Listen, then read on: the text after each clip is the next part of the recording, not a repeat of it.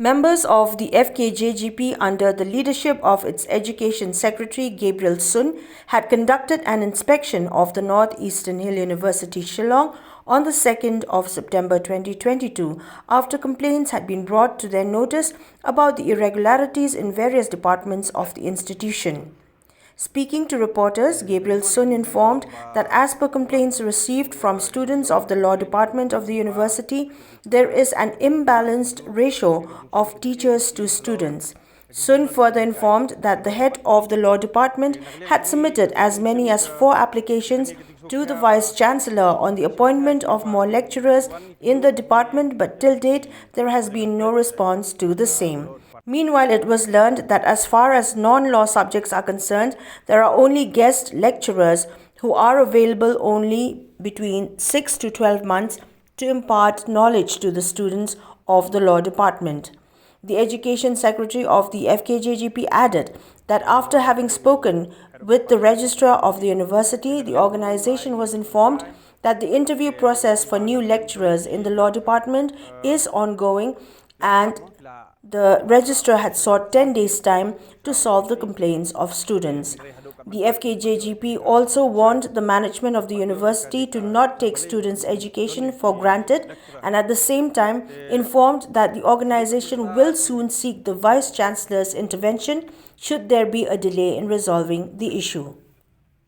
Kajingwan jungi ni kalong ba iwan hang ni ba ngiyo kai complain ki kimi ki pa jungi khna ban ki khna rukumju ya kajing syam kajing jungi halor kajing bomdon kino hikai hagalo department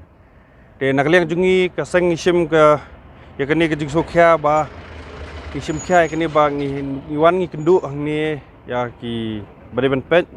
naka law department ti iwan ban kendu yau head of department HOD dan nakaliang jung ulai ngi kajing pensai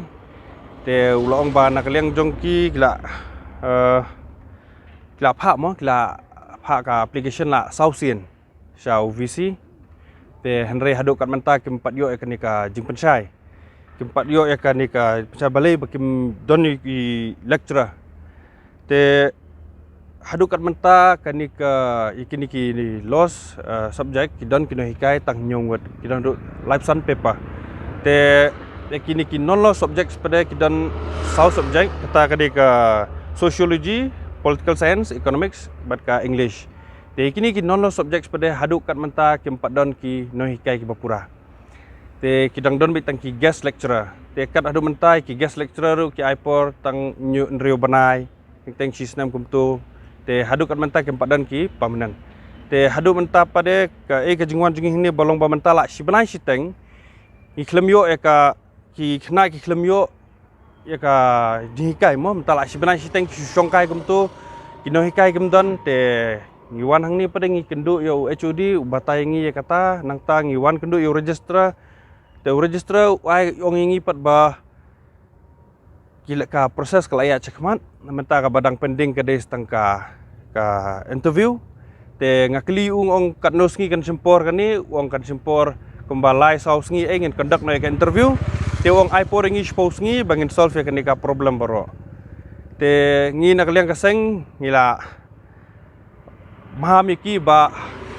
kimdi ban sim kimdi ban lekai ya kani ka puli puthi khamtam ya kani ka hakani ka university mo khamtam ki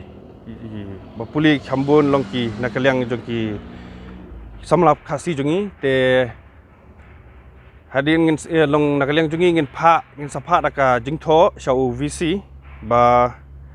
ngin pha daka entertain kan ya daka jingtho ba long ba ngin solve kat bala ban kloy mo ya kan ka problem